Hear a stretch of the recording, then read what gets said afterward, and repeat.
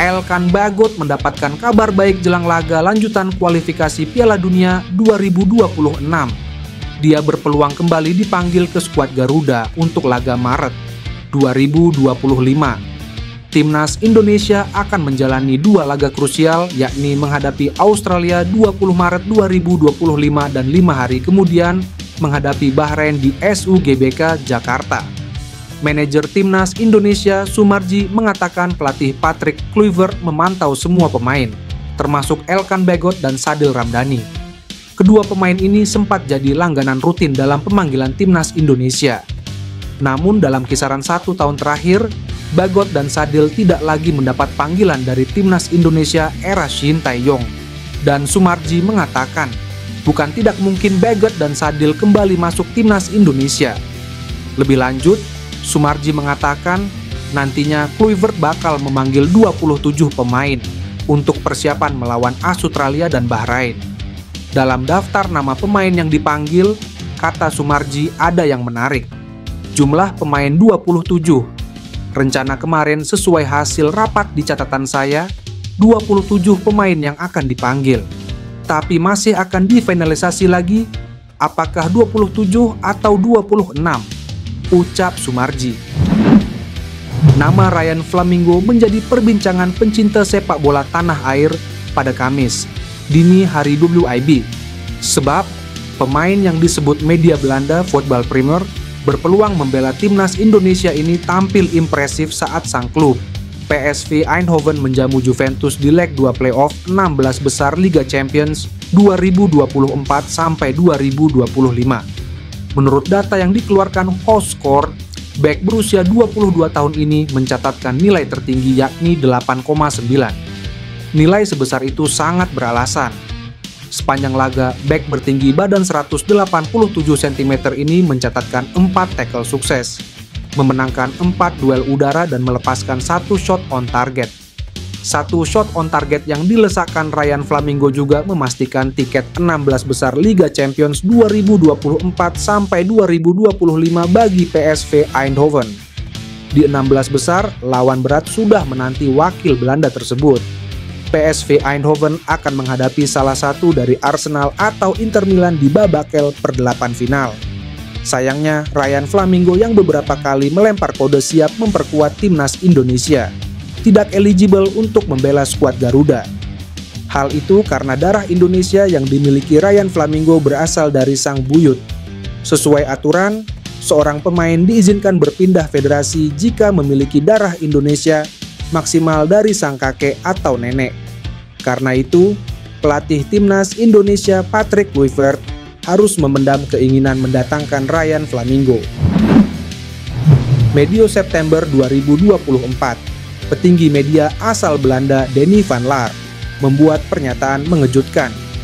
Di channel YouTube medianya, Voetbal Premier, Denny van Laar mengatakan bek Leeds United tersebut diizinkan membela Timnas Indonesia. Hanya saja, tidak diketahui secara pasti apa arti diizinkan yang dimaksud di sini. Dalam obrolan yang sama, Denny van Laar mengatakan Kevin Dix dan Ole Romeni dalam proses menjadi WNI. Benar saja sebulan berselang, Kevin Dix dan Ole Romeni resmi menjadi WNI. Karena itu, apa yang disampaikan Denny van Laar tentang Pascal Struijk bisa jadi sebuah kode bahwa PSSI sudah melakukan pendekatan kepada bek yang memiliki harga pasar 15 juta euro atau sekira 250 2,7 miliar rupiah tersebut. Alhasil, Pascal Struijk kemungkinan baru membela Timnas Indonesia pada Juni 2025.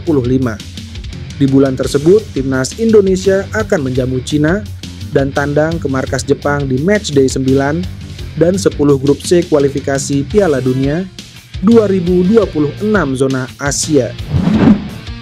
Hari ini menjadi hari yang indah bagi Sandy Walsh. Bek Timnas Indonesia itu akhirnya debut di tim barunya, Yokohama F. Marinos. Di awal tahun 2025 ini, Sandy mengambil keputusan besar dalam karirnya.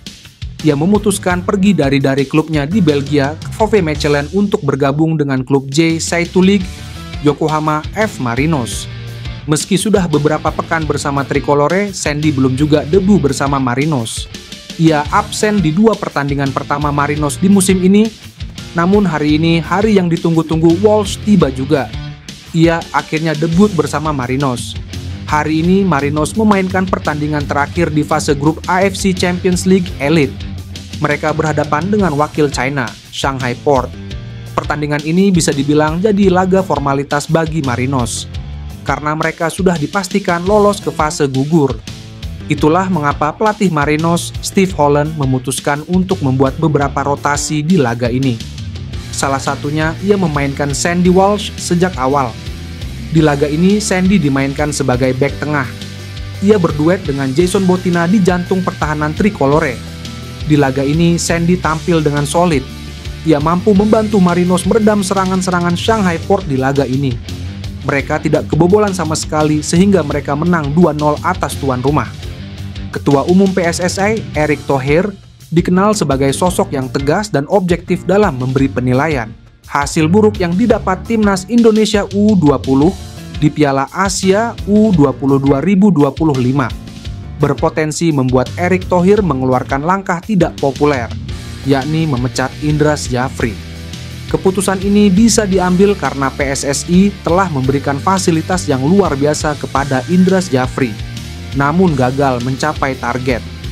Dalam 1 tahun terakhir saja, skuad Garuda Nusantara difasilitasi PSSI untuk menjalani pemusatan latihan di Italia, Perancis, Korea Selatan, dan Jepang. Dari sekian uji coba di atas, ada hasil positif yang didapatkan Timnas Indonesia U20 di Piala Asia U20 2025? Jawabannya tidak sama sekali. Timnas Indonesia U20 gagal menang di 3 laga grup C Piala Asia U20 2025. Setelah kalah 0-3 dari Iran dan tumbang 1-3 kontra Uzbekistan, Jens Schraven dan kawan-kawan hanya sanggup bermain 0-0 dengan Yaman U20. Alhasil, Timnas Indonesia U20 gagal masuk perempat final Piala Asia U20 2025. Hasil ini sekaligus menggagalkan keinginan pencinta sepak bola tanah air yang ingin melihat Timnas Indonesia U20 lolos Piala Dunia U20 2025. Nama Indra Syafri pun langsung trending di platform X.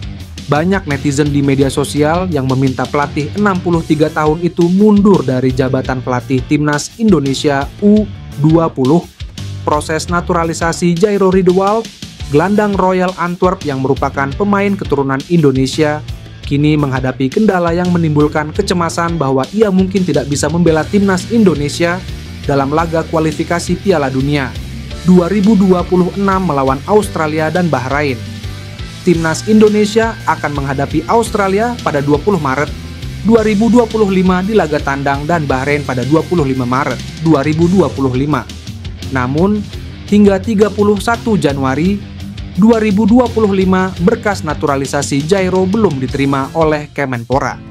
Menteri Pemuda dan Olahraga Dito Aryo Tejo mengonfirmasi bahwa berkas Jairo belum sampai ke Kemenpora. Beberapa dokumen masih harus diselesaikan oleh pihak PSSI. Sementara itu, pengamat sepak bola Roni Pangemanan mengungkapkan bahwa informasi terbaru dari PSSI menunjukkan bahwa proses naturalisasi tersebut belum selesai. PSSI sebelumnya dikenal gesit dalam mempercepat proses serupa. Ada sedikit harapan bagi Jairo. PSSI sebelumnya berhasil mempercepat proses naturalisasi pemain seperti Mees Hilgers dan Eliano Reinders. Mereka resmi menjadi WNI hanya dalam waktu seminggu dan langsung tampil di Timnas Indonesia pada Oktober 2024. Sekarang, semuanya tergantung pada penyelesaian berkas naturalisasi yang semakin mendesak.